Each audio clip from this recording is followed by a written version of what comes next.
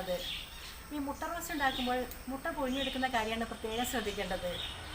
ഒരിക്കലും മുട്ട കുക്കറിൽ പുഴുങ്ങാൻ പാടില്ല. ഈ സിമ്പിൾ മുട്ട റോസ്റ്റ് എളുപ്പത്തിൽ എങ്ങനെ ഉണ്ടാക്കാമെന്ന് നമുക്ക് നോക്കാം. അതിന് വേണ്ടിയിട്ട് ഞാനിവിടെ ഒരു 8 മുട്ട പുഴുങ്ങിയെടുത്തിരിക്കുകയാണ്. വളരെ ക്ലിയർ ആയിട്ടാണ് ഈ മുട്ട പുഴുങ്ങിയത് ഇരിക്കുന്നത്. ഇതിന് പൊട്ടലൊന്നുമില്ല. അപ്പോൾ ഇങ്ങനെ ഉണ്ടാക്കുന്നതിന് വേണ്ടിയിട്ട് നമ്മൾ ഈ മുട്ട നമ്മൾ പുഴുങ്ങുമ്പോൾ, വെള്ളമൊഴിച്ച് പുഴുങ്ങുമ്പോൾ അതിൽ ഉപ്പിടണം. എന്നിട്ട് ഒരു 7 മിനിറ്റോളം തിളച്ചതിന് ശേഷം ഒരു 7 മിനിറ്റോളം മീഡിയം ഫ്ലെയിമിൽ വേവിക്കുക. അതിന് ശേഷം അത് ഇറക്കി ഉടൻ തന്നെ അതിനെ നോർമൽ വെള്ളത്തിലേക്ക് ഇടുക. അത് കഴിഞ്ഞിട്ട് നമ്മൾ അതിങ്ങനെ തൊണ്ട് പൊളിച്ചെടുത്ത് കഴിഞ്ഞാൽ ഇതുപോലെ യാതൊരു കേടില്ലാതെ നമുക്ക് മുട്ട കിട്ടും. ഇനി നമുക്ക് നമ്മുടെ മുട്ടയെ ഇതുപോലെ ജസ്റ്റ് ഒന്ന് കട്ട് ചെയ്ത് വയ്ക്കാം. ഇതുപോലെ എല്ലാ മുട്ടയെയും കട്ട് ചെയ്ത് വയ്ക്കാം. 1 ടീസ്പൂൺ ഓയിൽ ഒഴിച്ച് ഒരു പാനിൽ ചൂടാക്കാൻ വെച്ചിരിക്കുകയാണ്. ഓയിൽ ഇപ്പോൾ ചൂടായി വന്നു. ഫ്ലെയിം ഏറ്റവും ലോയിലേക്ക് ആക്കുക.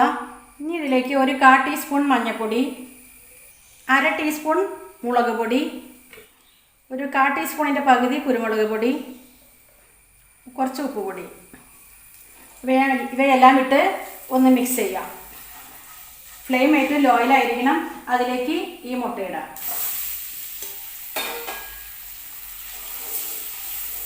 മുട്ടയിട്ട് 2 മിനിറ്റ് ഒന്ന് ഇതിങ്ങനെ ചൂടാക്കാം. മുളകൊക്കെ ഇതിലേക്ക് പിടിക്കുന്നതിന് വേണ്ടിയിട്ടാണ്. ഇനി നമുക്ക് തീ ഓഫാക്കാം.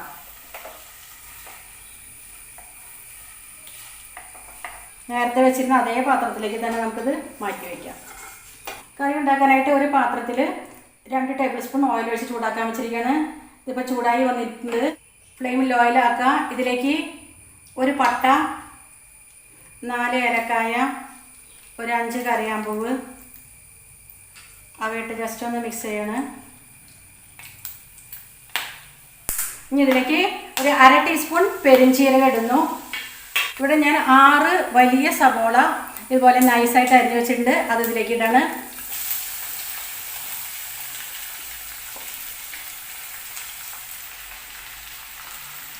സവോള കൂടുതൽ ചേർക്കുന്നതനുസരിച്ചിട്ടാണ് ഇവിടെ കറി ഉണ്ടാവുള്ളൂ. ഇപ്പോൾ ഇത് കാണുമ്പോൾ ഈ പാത്രം നിറയെ പോലെ തോന്നുന്നുണ്ടെങ്കിലും ഇത് വെന്ത് വരുമ്പോൾ ഇത് വളരെ കുറച്ചാവും.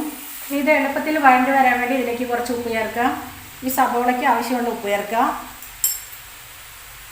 അതിലേക്ക് 3 പച്ചമുളക് ഇതുപോലെ സ്ലിറ്റ് ചെയ്തത് ചേർക്കുന്നു.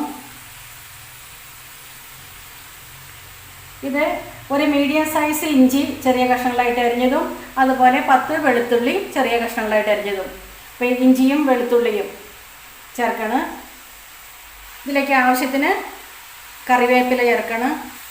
ഇത് ഇനി ഗോൾഡൻ ബ്രൗൺ കളർ ആകുന്നത് വരെ ഇത് വഴറ്റിക്കൊണ്ടിരിക്കുക. അപ്പം നമ്മുടെ ഉള്ളിയൊക്കെ ഇതുപോലെ വഴണ്ടി വന്നിട്ടുണ്ട്. ഒരുവിധം ബ്രൗൺ കളറായിട്ടുണ്ട്.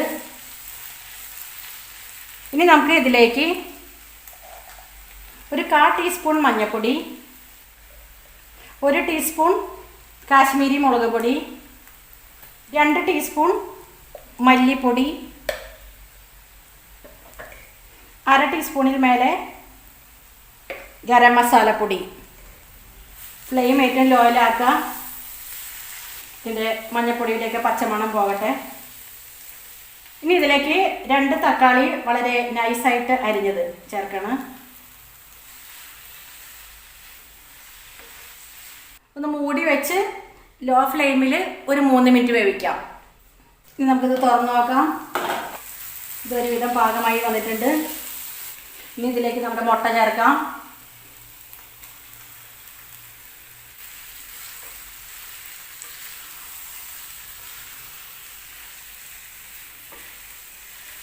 ഇനി ഇതിലേക്ക് 1 കപ്പ് തിളച്ച വെള്ളം ചേർക്കാം.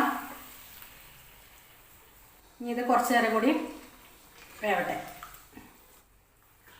വീണ്ടും ഇളക്കി ഒരു 5 മിനിറ്റ് കൂടി വേവിക്കാം. മുട്ട പൊട്ടിപ്പോകാതെ സൂക്ഷിച്ചിളക്കണം. ഇനി ഇതിലേക്ക് ഒരു 1/2 ടീസ്പൂൺ പഞ്ചസാര ഇടാം. പഞ്ചസാര ചെല്ലുമ്പോൾ ഇതിന് ടേസ്റ്റ് ഒന്ന് അല്പം കൂടും. ഇതിന് തിളച്ച് വരട്ടെ. അങ്ങനെ നമ്മുടെ മുട്ടക്കറി റെഡിയായി. നമുക്കിനി ഫ്ലെയിം ഓഫാക്കാം. അങ്ങനെ നമ്മുടെ മുട്ടക്കറിയെ സെർവിങ് പ്ലേറ്റിലേക്ക് മാറ്റിയിരിക്കുകയാണ്. അപ്പത്തിനും ചപ്പാത്തിക്കും ചോറിനും ബെസ്റ്റ് കോമ്പിനേഷനാണ് മുട്ടക്കറി. ഈ മുട്ടക്കറി നിങ്ങൾക്ക് എല്ലാവർക്കും ഇഷ്ടപ്പെടുമെന്ന് ഞാൻ വിശ്വസിക്കുന്നു. നിങ്ങളെല്ലാവരും ഇതൊന്ന് ട്രൈ ചെയ്ത് നോക്കണം. നിങ്ങൾക്ക് ഇഷ്ടപ്പെടുകയാണെങ്കിൽ എൻ്റെ ചാനൽ ലൈക്ക് ചെയ്യണം. വീണ്ടും അടുത്ത വീഡിയോയുമായി വരുന്നത് വരെ നന്ദി, നമസ്കാരം.